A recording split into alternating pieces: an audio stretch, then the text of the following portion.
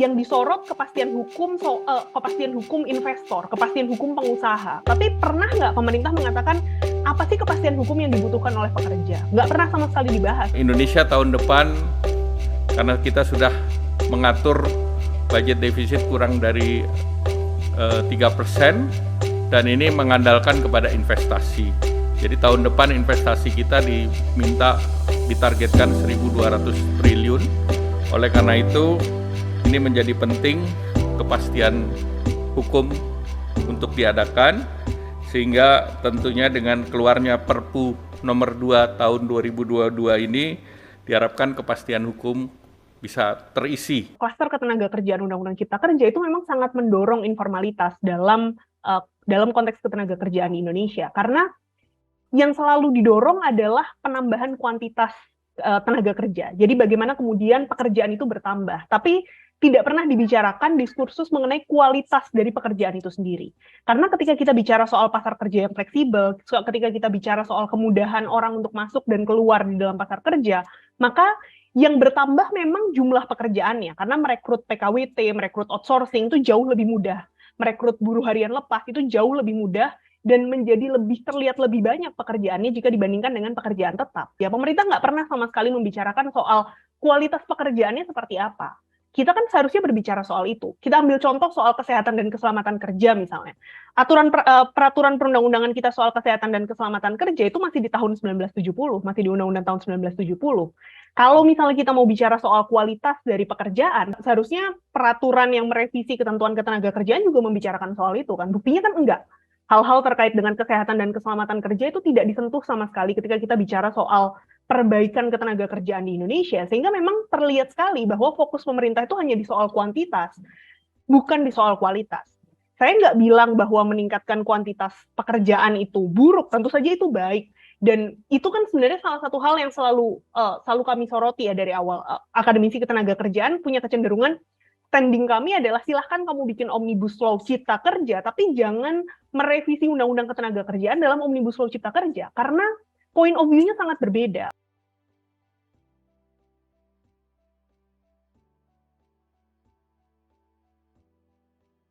Kontradiktif gitu, ketika pemerintah selalu mengatakan bahwa, kita ambil contoh kemarin lah ketika Menko Erlangga gitu ya, yang disorot kepastian hukum investor, kepastian hukum pengusaha, kepastian hukum investasi yang masuk. Tapi pernah nggak pemerintah mengatakan apa sih kepastian hukum yang dibutuhkan oleh pekerja? Nggak pernah sama sekali dibahas ketika kita membicarakan diskursus mengenai ketika Undang-Undang Cipta Kerja berubah menjadi Perpu 2 2022, itu menjadi hal yang kemudian dinafikan gitu loh oleh pemerintah. Jadi memang saya sepakat sekali bahwa menurut saya secara umum Perpu 2 2022 itu hanya mengulang kesalahan Undang-Undang Cipta Kerja dan justru memperparah. Kenapa saya bilang memperparah? Saya akan ambil contoh bagian pengupahan, karena tadi sudah disampaikan oleh Mbak Jumisi. Jadi klaster ketenagakerjaan, saya nggak tahu dengan klaster yang lain, tapi kan kalau klaster ketenagakerjaan memang ada beberapa aturan beberapa pasal yang berubah. Salah satu yang berubah cukup signifikan menurut saya adalah ketentuan mengenai pengupahan. Salah satu ketentuan mengenai di satu sisi kemudian ketentuan mengenai pengupahan quote unquote memperbaiki ya, karena memperbaiki formulasi pengupahan menurut Undang-Undang 11 2020, karena memang formulasi pengupahan menurut 11 2020 itu sangat buruk. Jadi dia sama sekali tidak mempertimbangkan kebutuhan hidup layak, dan kemudian dia 100% bergantung pada data-data makro BPS, yang mana sebenarnya sudah banyak dikritik bahwa ini tuh nggak representatif dengan kebutuhan masyarakat di lapangan. Kayak kalau misalnya mau case in point, yang paling sering dijadikan contoh kan kayak UMR DIY itu 2 juta loh. Masa sih padahal harga tanah di DIY itu gila-gilaan mahalnya. Apakah artinya kemudian pekerja nggak boleh beli tanah gitu kan? Itu kan contoh-contoh gitu, betapa memang data makro itu seringkali tidak bisa meng-capture permasalahan di lapangan. Itu kemudian memang diubah dalam formulasi di Perpu 2 2022, yang di situ menambahkan inflasinya dijelaskan, yang sebelumnya inflasi bahkan dijadikan atau kalau di Undang-Undang 11 2020, dan kemudian menggunakan indeks tertentu yang itu memang diperkenalkan oleh Permenaker 18 2021. Jadi memang Permenaker kemarin kan mengubah formulasi PP 36 2021. Jadi Kalau saya lihat dari kacamata politik hukum, memang sepertinya perubahan aturan formulasi pengupahan itu digunakan untuk menjustifikasi Permenaker yang kemarin dikeluarkan. Karena kan banyak kritik tuh soal Permenaker tiba-tiba potong kompas bikin formulasi, itu kan banyak dikritik. Nah, sepertinya 18 itu 2002 Mbak ya.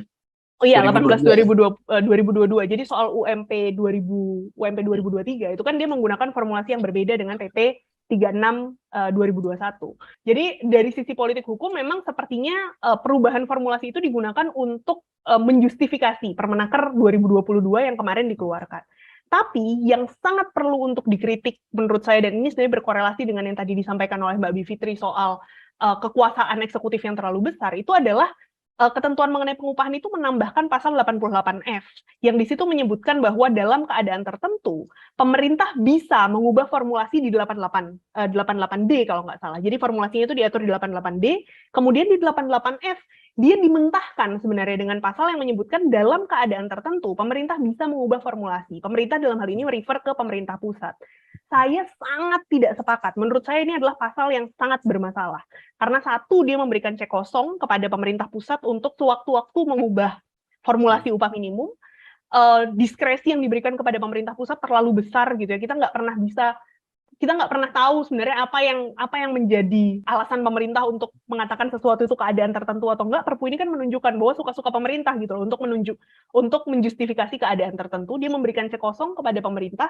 Dan kalau misalnya, dan itu memberikan diskresi yang terlalu besar terhadap pemerintah pusat, semuanya menjadi kembali sentralistik. Aturan-aturan upah minimum menjadi kembali sentralistik. Kalaupun misalnya ketentuan pengupahan itu mau didiskresikan, diskresinya mau diperbesar, seharusnya diskresinya diberikan kepada Dewan Pengupahan Daerah, karena yang meregulasi, yang menegosiasikan upah minimum itu kan Dewan Pengupahan Daerah.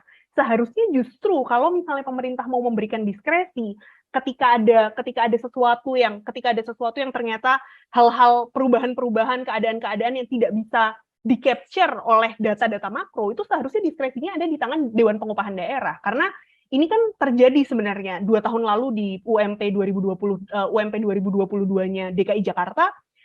Gubernur kan membuat diskresi berbeda, membuat UMP yang berbeda karena merasa bahwa UMP yang dihitung berdasarkan formulasi itu tidak sesuai. Dan kalau kita lihat putusan petunnya, sebenarnya putusan petunnya secara substansi membolehkan hal itu dilakukan. Karena hakim petunnya pun mengatakan bahwa kalau menggunakan formulasi PP 36 2021 itu nggak akan memberikan rasa keadilan karena kenaikannya hanya 0, berapa persen gitu, sangat jauh di bawah nilai inflasi di DKI Jakarta.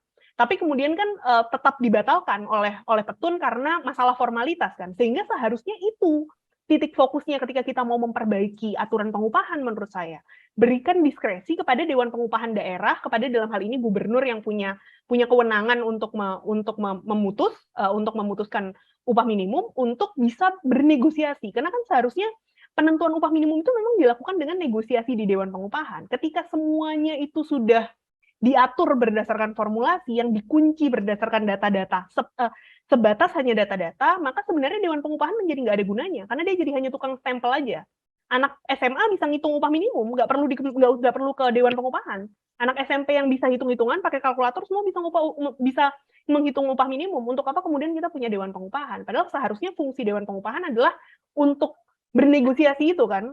Ini harusnya upah minimumnya segini nih, inflasi kita segini nih. Oke, Dewan Pengupahan ini tripartit ya. Jadi dia isinya pemerintah, perwakilan pekerja, dan perwakilan pengusaha. Jadi dia sifatnya tripartit.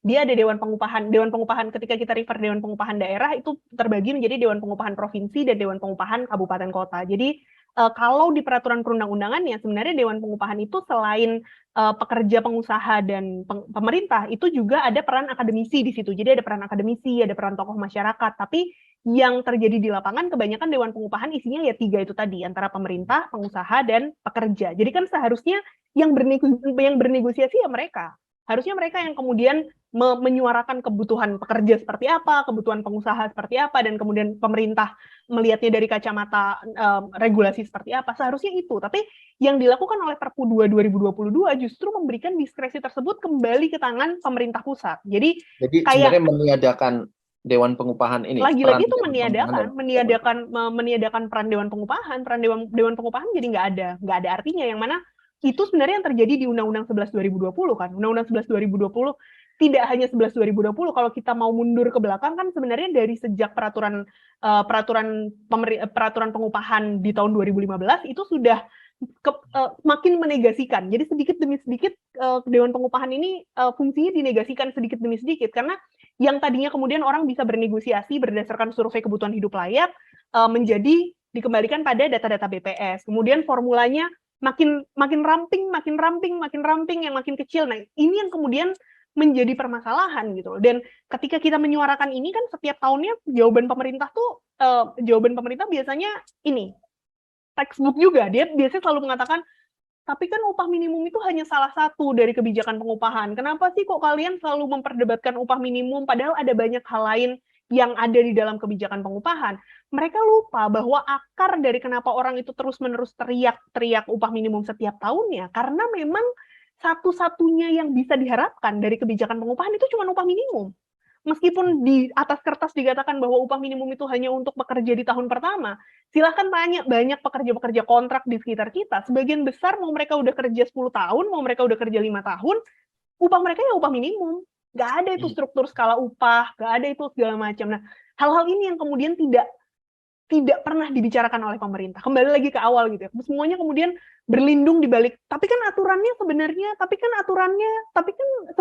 kayak gitu. Tapi kita jarang sekali kemudian mau berbicara gitu, apalagi ketika kita berbicara dengan pembuat kebijakan ya, kita jarang sekali kemudian mau menarik ke akar permasalahan. Kenapa sih kok buruh setiap tahun masih tetap mendemo upah minimum? Oh ya, karena memang satu-satunya kebijakan yang paling mungkin untuk kita perjuangkan cuma upah minimum, lain-lainnya nggak ada gitu. Jadi itu yang menurut saya menjadi poin utama gitu. Jadi kalau misalnya kita ngomong pasal per pasal kan ya diskusi ini sebenarnya sudah kembali ke 2 tahun yang lalu. Saya tuh gara-gara Perpu ini tuh jadi kayak saya mengulang tahun 2020 gitu loh. Saya kayak ini perdebatan yang kita sudah lakukan kemarin, sudah kita lakukan gitu, pembicaraan soal jam kerja lah, soal apa, tapi ternyata pemerintah nggak belajar sama sekali dari kritik-kritik yang kemarin diberikan selama begitu banyak, dan permasalahan-permasalahan yang terjadi begitu besar, mereka malah memilih untuk potong kompas, copy paste sebagian besar, dan justru menambah masalah baru dengan adanya pasal-pasal yang diubah pun tuh bukan makin baik gitu, tapi malah menjadikan permasalahan baru.